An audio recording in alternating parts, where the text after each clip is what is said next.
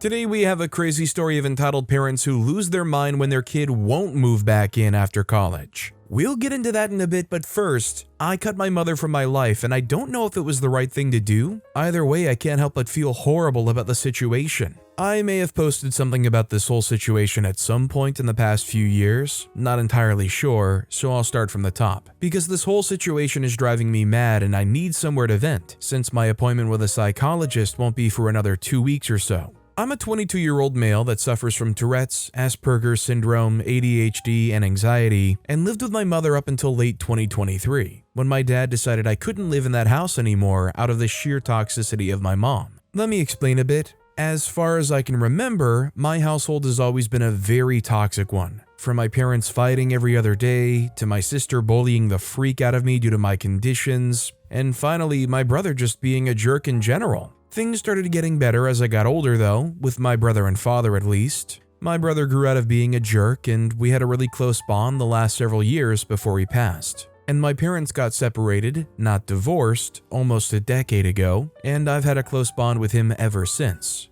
Now, you would think fighting would stop since my parents got separated, right? Well, they didn't. And I soon realized that the root of all the problems was my mom. Because she couldn't fight with my dad, she started picking fights with my older brother. And then he moved out because he couldn't stand her bullcrap, and then she started picking fights with my sister and I. Until my sister got a scholarship to go studying abroad in Europe, which in turn led to all my mother's fights being with me. Which is where I'll start going into a little more detail. I lived with my mom by ourselves for a good 2 or 3 years, and those were probably the most agonizing years in my life. As I described a little, my mom is one of the most toxic people I know, and she would shout her butt off for anything that wasn't like she wanted it to be, to the point that several times my neighbors called asking what was happening, to the point they almost called Child Protective Services, which didn't really work since I was over around 18 or 19 during the time this went down. But I digress. Anytime my mom came home and the dishes weren't washed or my bed wasn't made, she would shout like a freaking banshee for hours on end. And being that I have a shopping list worth of special needs, I didn't react all that well. And by all that well, I mean I started shouting my frustrations the same way my mom did, and crap would just escalate and I'd end up breaking something. Didn't help that my sister was the same. There was this one time when I wanted to cook dinner and my sister was also cooking dinner at the same time, and so wouldn't let me cook my dinner until she was finished cooking hers. Both her and I escalated crap because that's how it always ended, and while I don't remember a whole lot of that fight, I very vividly remember my sister taunting me to beat her, while my mom was a few steps away saying that she had the phone ready to call the police in case I tried something. This was pretty much my daily life up until September 2022, when my brother was admitted into the ER due to his heart conditions that he's had since he was a few months old flaring up. Unfortunately, he passed away a few days later. Due to our financial situation, we decided to cremate his body instead of burying him, and we planted a tree with his ashes. I would like to note that my mother didn't attend that ceremony. She legitimately got there, handed me my brother's ashes, and left. Didn't even park the car, just sat inside her car in the driveway and left the second I took his ashes into my hands. I only found the reason for this after the ceremony, that she didn't attend the burial of my brother's ashes because my aunt was there. To give a little context, my aunt was the one my brother called to take him to the ER when his heart condition flared up. Says a lot, doesn't it? My mother and I lived like 2 blocks away from my aunt, and my brother's apartment was a few miles away. And on the drive to the hospital, my brother told my aunt a lot of, and I mean a lot of grievances he had about my mom. And when they got to the hospital, my aunt paid with her credit card, and when my mom got there, she wouldn't let her go in and see my brother, and so a big fight ensued. I don't know the details about that altercation, unfortunately. Before I continue, I would like to say that what my aunt did was completely inexcusable, and she should not have prevented my mom to see my brother. In no way am I excusing her behavior. Anyway, after I found out, I went to confront my mom about why she would let something so infantile from her being at the burial of my brother's ashes. So she started dancing around the issue, explaining what really went down and just trying to justify her actions, really. Again, I don't really remember the details of that conversation, aside from that my mom ended up sobbing and claiming that her children had abandoned her over my aunt. Normally I would blow a fuse over stuff like that, but my brother literally died like 8 hours prior, so I really had no energy for that, and so I ended up leaving and locking myself in my room. A few weeks later, I found out the full story behind my brother's heart condition flaring up. Basically, a few months prior, he had to go back to a lower paying job due to his higher paying being so crap, that he had an actual panic attack and had to be admitted into the hospital, which my mom used her credit card to pay. Having a lower job meant that my brother could barely afford his bills or rent, and my mom kept trying to charge him for the credit card usage on his hospital stay, which, as you can imagine, led to a lot of stress, which led to him starting to vomit, and he was vomiting his meds for his heart, which spiraled into being admitted into the ER and eventually passing away. Life continued as usual after that, and by as usual, I mean my mom shouting her butt off every other day for anything that she didn't like. Also, while all of this was happening, my mom was basically living for free, since my dad paid for a good chunk of the stuff at home and I paid for the rest. The things I paid for were food, TV, internet, anything related to taking care of my dog.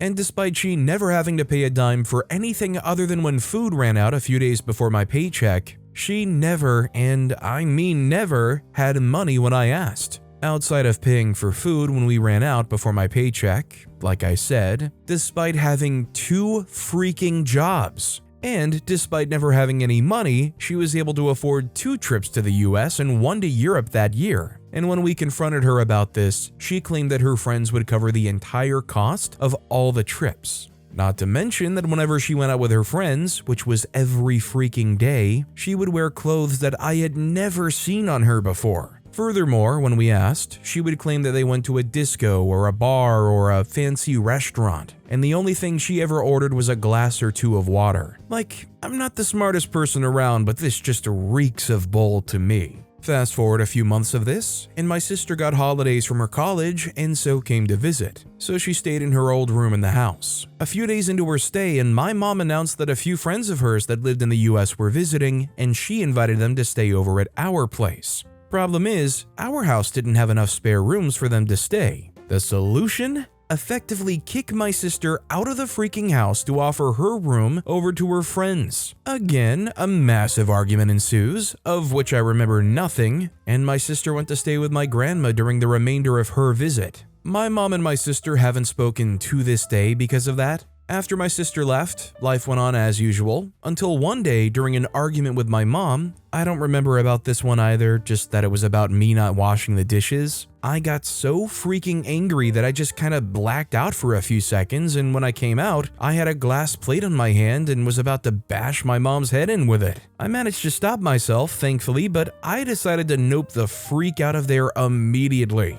Meanwhile, my mom kept taunting me because she thought I was just about to smash that plate into the wall or something, and locked myself in my room and called my dad, who decided I could not live there anymore, and so we started searching for apartments the very next day. He paid for everything for the new apartment, and I still owe him that money. Thankfully, he told me to pay it off if I could, and if I couldn't, to not worry about it. And so I started living by myself. My dad paid off the rent and I paid for everything else, since my income wasn't enough to pay my rent. And I can tell you with the certainty, these have been the best months of my entire life. There was so much peace, I'd never felt better. Despite this, I still try to maintain a healthy relationship with my mom. She would visit occasionally and we would have dinner together. Also, after I moved out, my dad decided he could not be bothered to pay crap for my mom to live, and so he stopped paying her bills. I don't know what happened between the two of them during that time, since I didn't get involved in that whole mess. But yeah, life was well and good up until last November, where my mom told me that she had quit one of her jobs. I found it incredibly odd, considering she had mentioned multiple times that she was struggling financially, so her quitting her job just raised a huge alarm that something was gonna happen. Turns out, I was right. A few months after that, early this year, if memory serves, my dad was hit with a lawsuit of, wait for it, $500,000 USD from my mom for abuse. All of which was fake, of course. I read the whole thing. But the one single thing that infuriated me to no freaking end was that she said that my dad and his family did not allow her to bury my brother. Yes, you heard that right. She did not attend the burial of my brother's ashes and then had the absolute gall to claim it was my dad that didn't let her bury him. I don't think I've ever been so angry or hurt in my entire life. And yet, I tried to not let this get to me and still tried maintaining a positive relationship with her. Well, as of 3 weeks ago, I've effectively cut off all contact with her. The reason being that she now had the freaking audacity to hit my dad with another lawsuit. This time for a pension. Is that the right word? Not sure. It's the direct translation with the Spanish word for $5,000 a month. The amount is actually a bit different because she's asking for a mix of USD and the local currency. Of course, my dad can't pay such a ludicrous amount a month, and so she demanded that he stop paying for my rent and give that money to her, which would render me homeless since with my income I can't pay for rent by myself.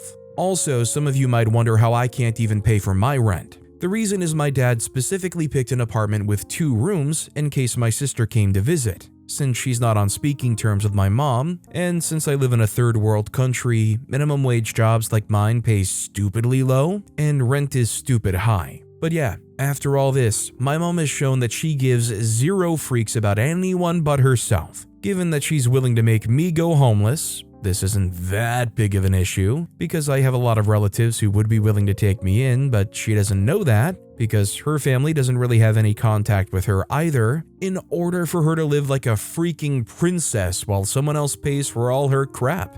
But yeah, that's about it.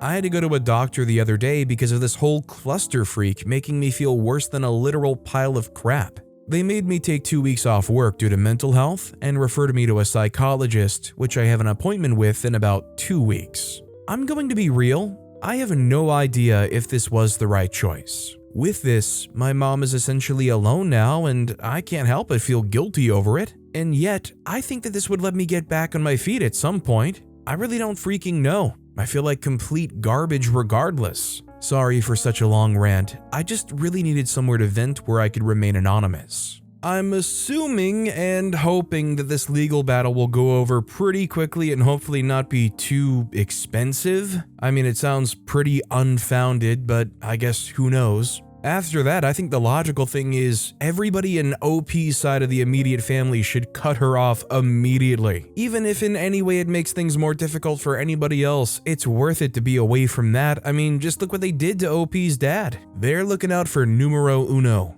Zeta Orion 1S commented, "You did a great thing by trying to give her multiple chances to be in your life. It must have been incredibly difficult to try and give her grace. She is your mom after all. It's really hard not to feel bad for treating your own mom differently, but for cases as bad as these, I think it's totally justified. And not just justified, but also best for your own safety. There's a good chance that if you had kept trying to make things work, that it would have run you into the ground. And you can rest assured that you did try. You didn't just give up on her, she made it that way. I wish you luck for the future." That said, our next story is, my mom cut me off after mentally abusing me for years. So background, my parents divorced a few years ago. Before that, my mother, 49-year-old female, and I, 19-year-old female, were inseparable and I always told her everything. I didn't talk to my dad, 49-year-old male, much at all. Shortly after the divorce, my mom started dating and I supported her relationship because she found herself good company. I don't particularly like this man myself, but I still go out with him. My father found himself a wife, 39-year-old female, with a teenage daughter, 12-year-old female. I like them both. We get on well and joke around all the time. My mother was jealous for a long time whenever I spent time with my father and my new stepmother. I think she was afraid I would replace her. I liked it more at my dad's because my friends were still there and my dad didn't nag me about every little thing. My mother used to scream so loudly at me when I was little that the neighbors could hear the screams all the way outside. I had forgotten to do my homework, or I didn't hear her calling me into the living room. I was really having fun at my dad's, but I didn't want to spend any more time in my mom's flat, so I wanted to move in on my own. The perfect opportunity came half a year ago when my grandfather's, my father's side, tenant moved out. I got to live on my own. My mom heard about this and was a little upset that I didn't wait until the end of high school to move out. Good that you're moving out so you don't have to suffer from me. Before I moved, my mother was busy blaming me for everything. I had either forgotten my keys in my room or they were at the bottom of my bag, but I couldn't find them. I had just come from the opening night of our school play. It was getting closer to midnight, and I tiredly called my mother to see if she could come and unlock the door. My mother lives in an apartment building. She came in angry and started shouting loudly in the concourse, "Get ready to pack all your stuff. I've been thinking that you should move in with your father completely. I am not your servant." I was still living half with my mom and half with my dad at the time. I was going to my room to pack my overnight stuff, and my friend S was coming to pick me up at my dad's. "You're just like your dad. You take advantage of me, and then when you don't need me anymore, you're just angry and crappy towards me." "I'm only human." I snapped at her. "I've heard that phrase from all the crappy people. I don't like it one bit." She says, "Oh, well, you think I'm a crappy person." I say, "No, I don't." She says, "Yes, you do." I reply, "No, I don't freaking do. Bye." Then I hurry down to wait for my ride, even though she wasn't supposed to fetch me in half an hour. So many of these kinds of such pointless tantrums had already happened. You can vaguely understand why I wanted to move out on my own. Every time, she managed to mention how she was only human. I always think that you don't spend much time with me when you're here and you get away with housework and stuff and you don't do anything with me. You'd probably rather go where you feel good than stay with me, but you're always in your room sulking. Yeah, hey, I'd probably feel better talking to you and spending time with you if you didn't start complaining about everything every time, and it's just a little thing. You only like me when I smile. I can't smile all the time. You don't have to, as long as you don't complain all the time. I was ready to watch a movie with you tonight, but no. No, you weren't. I was. I slammed the door and went to my room because my company wasn't good enough even though it was wanted. You always get angry right away. You only come to me when you need help or money. You surely don't behave like that with your father. Your father and stepmother must treat you better than I do and in your best interests, of course. That's probably why you wanted to go on holiday with them far away from me.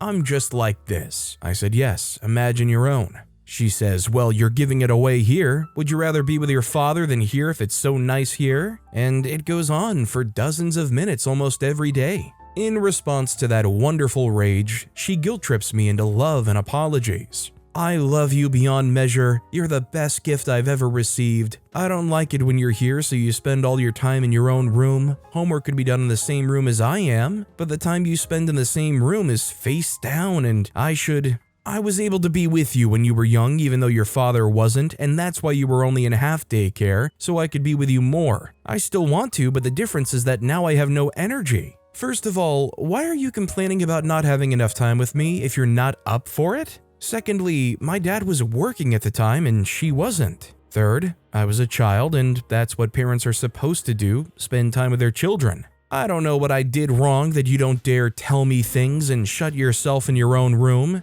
Now, finally to the point. I had borrowed her car so I could drive my friend from one place to another for a couple of hours. We had an agreement that I could use her car all summer, whenever I needed to, if I paid for the fuel myself, as her commute was within walking distance. I was returning the car and she was taking me back to my place. I was telling her about my travel plans for next spring with a friend, as she had asked what countries we were thinking about. Well, Ireland would be nice to visit again, but my friend M would like to see the place better, as it would be a new country for her. She said, "It might not be worth going there as it's slower to get around and you might want to go on your own trip." I said yes, and you should probably rent your own car if you're going to be in the country for a longer period of time. She said, "Well, that's not what I meant. Do you ever listen? Let me have my say. Will you let your father have your say?" I said, "Come on." She says, "Or your stepmother? I'm only good for you when you need a car or want money or know you'll need money in the future. Otherwise, you can't contact me." I said, "Yes, because the time you see me, you're screaming or getting angry." She says, "I'm only human." I said, "Yes, I freaking am too." She says, "No need to drive all the way to the yard, just leave it on the road and I'll leave right away. Then tell me how much money you need for the trip next spring. No need to contact me." And then she drove off. I'm not surprised this actually happened. I'd been waiting for it, for my mental health, but not from a reason like this. My plan was to slowly meet her from time to time and maybe leave it at that so we could see each other at family gatherings without the awkwardness, and maybe heal our relationship. But now I can understand that that's not it. I don't know what I should do about my graduation and such. I don't want her to come, but she would get angrier and more insulted if I didn't. She might contact me before that anyway so she could be invited, since my career path in life has been so important to her. Well, now I tell my dad everything and come along with him and his new family, so it is a win, but I still don't know what to do with my mother. I mean, I just gotta ask OP what positives there are in maintaining this relationship. Even if at family gatherings it's going to be extremely awkward, would you rather maintain this horrendous, stressful, dragging down nightmare of a relationship just so that the occasional family gathering event is less awkward? Or would you rather have an occasional awkward family gathering and then not having to deal with any of the stress beyond that? Kwaimi and Nameek commented, "Maybe it's just me thinking that, but I feel your mother now expects you to be the one repaying her the time she invested in you, be around her all the time, and be the only one who has to do something for your relationship. Also, her guilt tripping is like really obvious. We are just humans, but one can at least try, and that usually works out totally fine." Our next story is, my parents lost their minds when my older brother refused to move back home after college. I've been away for 2 years, and I kind of expected I'd be back to post one last time in 2024 because my brother went for a 4 years bachelor's degree, much like I currently am. For those who remember my previous posts, I'm the guy whose parents basically got their butts verbally handed to them by the family for bad favoritism towards my older brother. Crap really hit the fan on my 18th birthday because my parents barely put any effort into it and went all out on my brother's 18th in 2020 during the pandemic. They even managed to get a DJ for the party, and then they presented him with a car. Well, on my 18th, I got no car or even anything close to a similar party, even though my academic standing was better than my brother's. I basically worked too hard for my parents' approval, and never got it. When I asked them why my brother got a car and not me, they claimed my brother worked harder for it, which was later confirmed to not be true when I got a bigger scholarship. My grandma happened to be eavesdropping and laid into my parents. Then she got the rest of the family involved. And for the record, they were planning on getting involved anyway. My grandma just stepped things up right then. But after several family members laid into them, my parents just tried to save face, bought me a car, but treated me like a brat who was getting a new toy when they gave me the keys. It was a late 90s Subaru that I thought was great, but turned out to have a blown head gasket that had barely been holding together with sealer. My parents treated me like I was a brat for wanting equal treatment. And then when the car went bad, their reaction was to apathetically shrug and call it karma, which caused my grandparents to start it all over again with them and caused a family intervention. I got many people messaging me and asking if having a car was really necessary and that I basically forced my parents into it. I forced nothing, and it would have happened anyway if I didn't ask my parents why, and I really did need the car. I had no way of having a job without one. My parents lived 10 miles from the nearest bus stop. I literally had no way of making money before college without a car.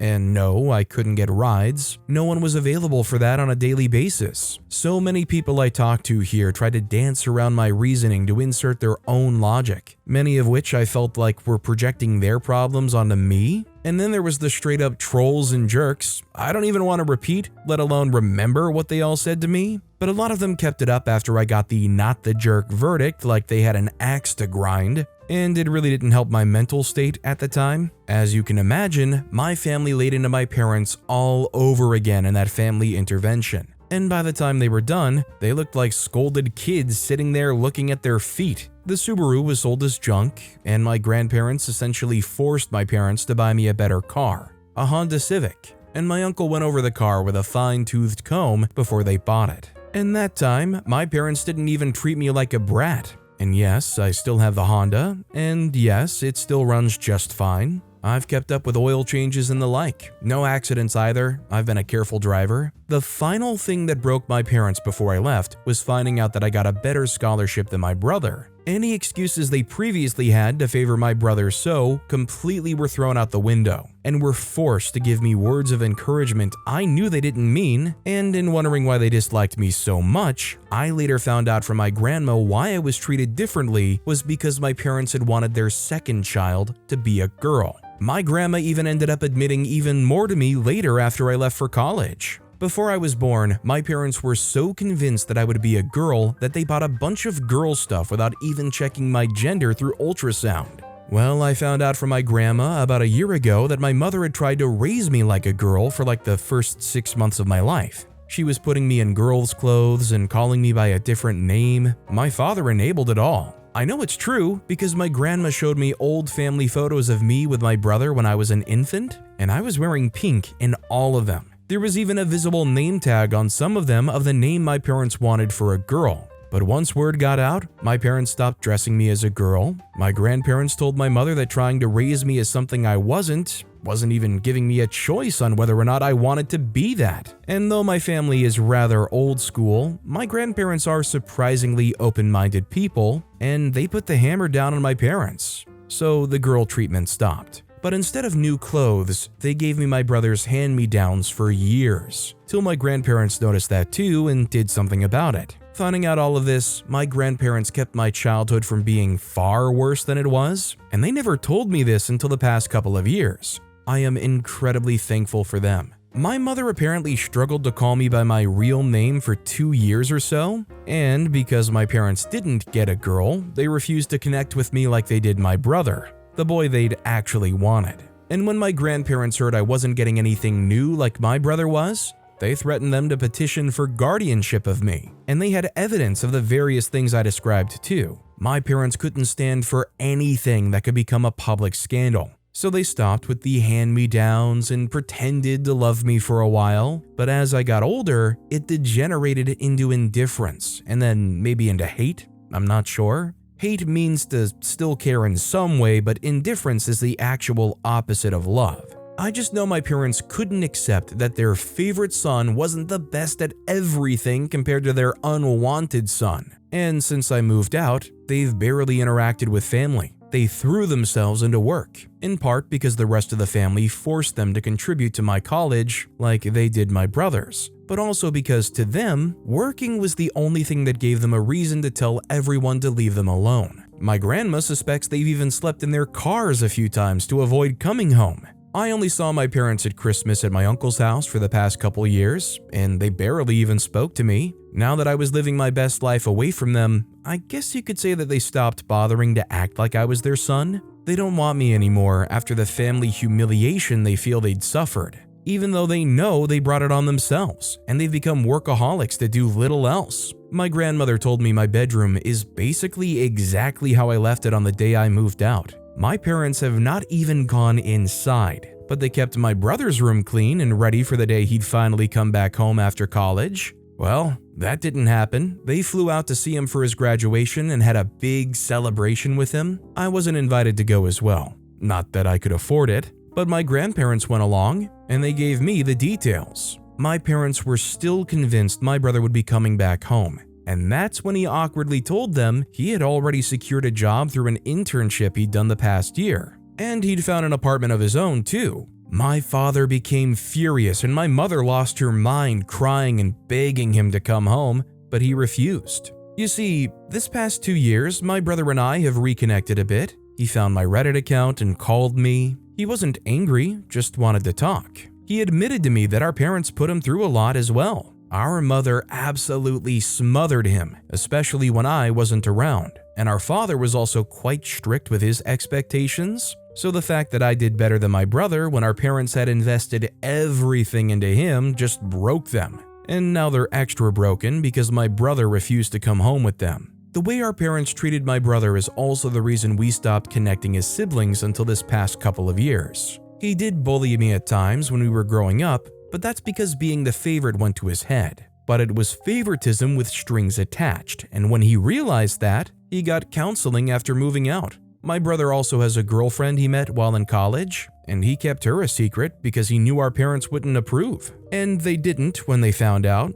Bro blew up at them when my mother referred to his girlfriend that she hadn't even met as a tramp. Bro's girlfriend is in nursing school and a year from graduation herself, and my brother says she's the best. I've never met her, but she sounds wonderful by how he's described her. My grandma told me my mother went so far as to hire a private investigator to find out who my brother's girlfriend was, and was irritated to know that she was squeaky clean and from a good family on the same side politically too. But in her mind, she was the reason my brother wasn't coming back, even though bro had made it clear he decided that before even meeting his girlfriend. My father had basically become stoically silent about it from what I heard, but my mother let it slip to my brother that she'd hired a detective, and my brother gave our parents a piece of his mind. And this led to a whole argument about how they gave him everything and he was ungrateful for not coming back. But he called them out that being the favorite child is abuse too, because they nearly made him like them.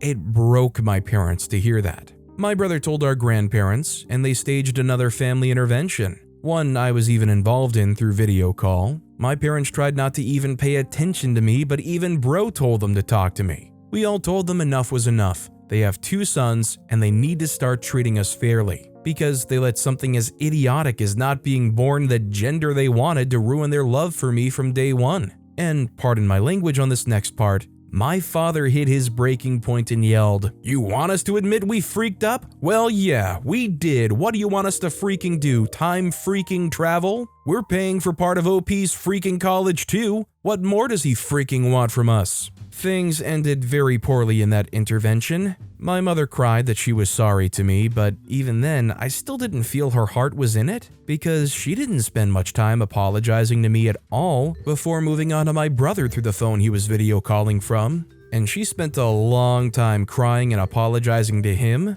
until he told her to go back and actually apologize to me like she meant it.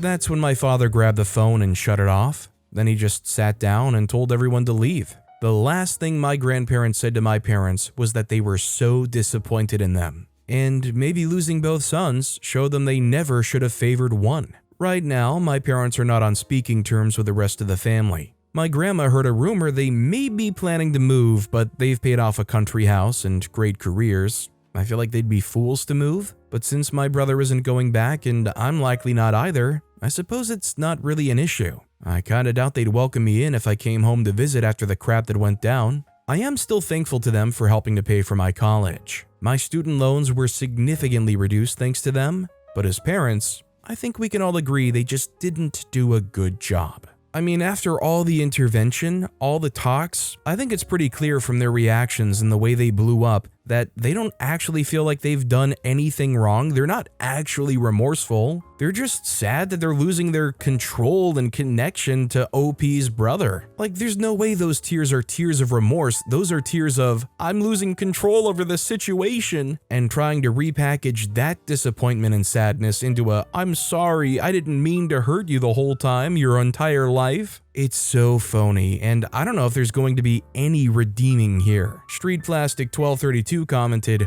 "Oh, LOL, they're planning to move closer to your brother. As your brother tries to begin his own adult life, you may find that in the adult years, you would prefer being the ignored scapegoat because your brother will never shake them chasing after him." But with that being said, that's all the time we have for today. Now, if you want to hear another absolutely crazy Entitled Parent story, check out that video on the left. Or if you missed my latest video, check out that video on the right. That said, I'll see you all next time with some more stories.